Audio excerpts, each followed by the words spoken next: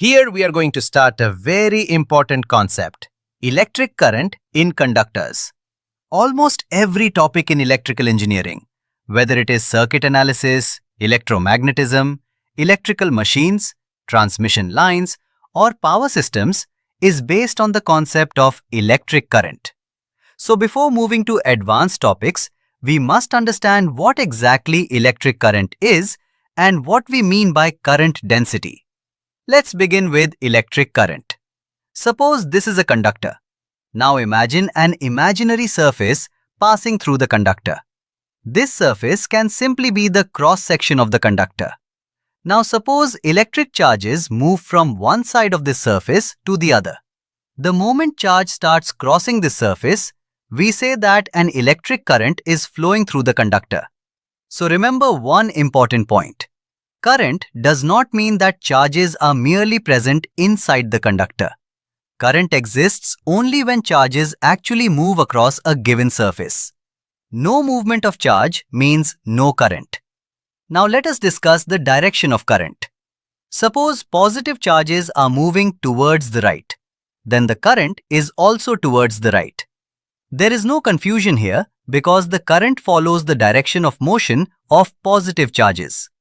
But what happens if the moving charges are electrons? Electrons are negatively charged particles. Suppose electrons are moving towards the right. Does the current also flow towards the right? No. The conventional current flows exactly opposite to the direction of electron motion. Now naturally, a question comes into our minds. Why do we consider the current opposite to the motion of electrons? The reason is purely historical.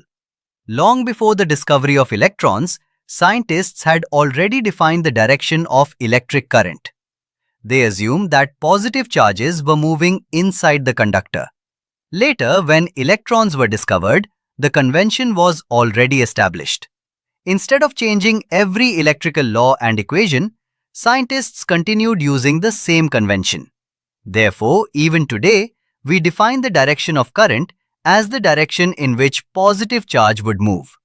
This is called conventional current. So always remember, if positive charges move, current is in the same direction. If electrons move, current is in the opposite direction.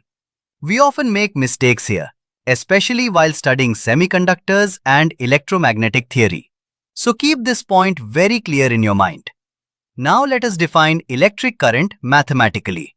Suppose an amount of charge delta Q crosses this surface during a time interval delta T. Can we calculate how much current is flowing? Of course. The average current is simply the amount of charge crossing the surface divided by the time taken. Average current is equal to delta Q divided by delta T. This equation gives us the average current over the time interval delta T. Now suppose we are not interested in the average value. Suppose we want the current at one particular instant. How do we calculate that? Very simple. We make the time interval smaller and smaller. Mathematically, we take the limit as delta T approaches 0. Then the average current becomes the instantaneous current. I is equal to the limit as delta T approaches 0 of delta Q divided by delta T. This can also be written as dQ by dt. Here, dQ represents an infinitesimally small amount of charge and dt represents an infinitesimally small interval of time. This is one of the most important equations in electrical engineering. Please remember it. It tells us that electric current is nothing but the rate of flow of electric charge. Whenever the charge flow increases, the current also increases. Whenever the charge flow decreases, the current decreases. So current is directly related to how fast charges cross a given surface, or how more charge is crossing a surface within a particular time. Now let us discuss its SI unit. The SI unit of electric current is the ampere, denoted by the symbol A. If 1 coulomb of charge passes through a conductor in exactly 1 second, the current is 1 ampere. One more point. The ampere is not just another derived unit. It is one of the 7 SI base units. That itself tells us how fundamental this physical quantity is. Alright class, welcome back.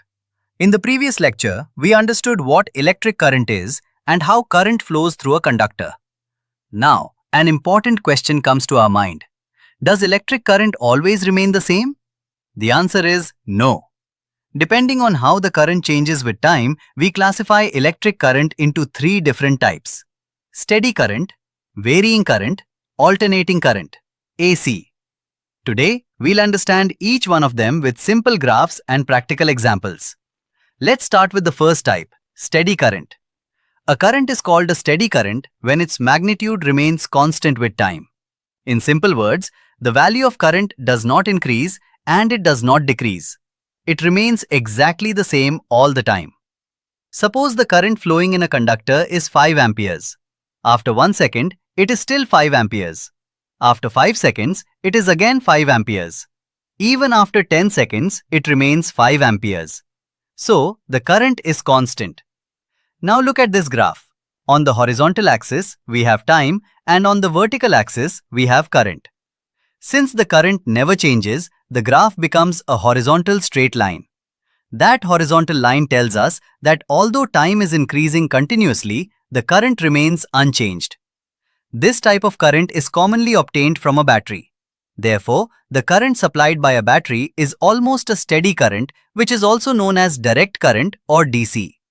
Remember one important point. In a steady current, only the magnitude is constant. The direction of current also remains the same. Now let's move to the second type, varying current. A current is called a varying current when its magnitude changes with time. That means the current is no longer constant. It may increase with time, it may decrease with time, or it may change in any other manner. For example, suppose a current starts from 0. Gradually it becomes 1 ampere, then 2 amperes, then 3 amperes. So, the current is continuously increasing. In this case, the current is varying with time. Now observe this graph. Initially, the current is 0. As time passes, the current gradually increases. Since the magnitude is changing continuously, this is called a varying current. One important point to remember is that in a varying current, only the magnitude changes. The direction may still remain the same. So, varying current does not necessarily mean alternating current. Many students become confused between these two. Always remember, every alternating current is varying, but every varying current is not alternating. We'll understand this difference clearly in a moment. Now let's discuss the most important type, alternating current or simply AC. An alternating current is a current whose magnitude changes continuously with time and its direction also changes periodically. This is the main difference from the varying current. In alternating current, the value keeps changing and the direction also reverses after a fixed interval of time. The most common waveform of alternating current is the sine wave. Now look carefully at this graph. At the beginning, the current is 0. Then it increases and reaches its maximum positive value. After that, it decreases and again becomes 0. This completes the positive half cycle. Next, the current changes its direction. Now it flows in the opposite direction. Its magnitude increases in the negative direction, reaches the maximum negative value, and finally returns to 0. This completes the negative half cycle. Together, the positive half cycle and the negative half cycle form one complete cycle. Let the total time required to complete one cycle be t, which is called the time period. Now let's understand these important points. At t/4, the current reaches its maximum positive value. At 2t/4, the current becomes 0. From 2t onwards, the current reverses its direction. At 3t/4, the current reaches its maximum negative value. Finally, at t, the current again becomes 0 and one complete cycle is finished. Then the same process repeats again and again. This periodic change of magnitude and direction is the characteristic feature of alternating current. Where do we get alternating current? The electricity supplied to our homes, industries, and commercial buildings is alternating current. It is produced by an AC generator, also called an alternator. Because alternating current can be generated, transmitted, and distributed economically over long distances, almost the entire power system uses AC. So today we learned that electric current can be classified into three types. The first is steady current, where the magnitude remains constant. The second is varying current, where the magnitude changes with time. And the third is alternating current, where both the magnitude and the direction change periodically.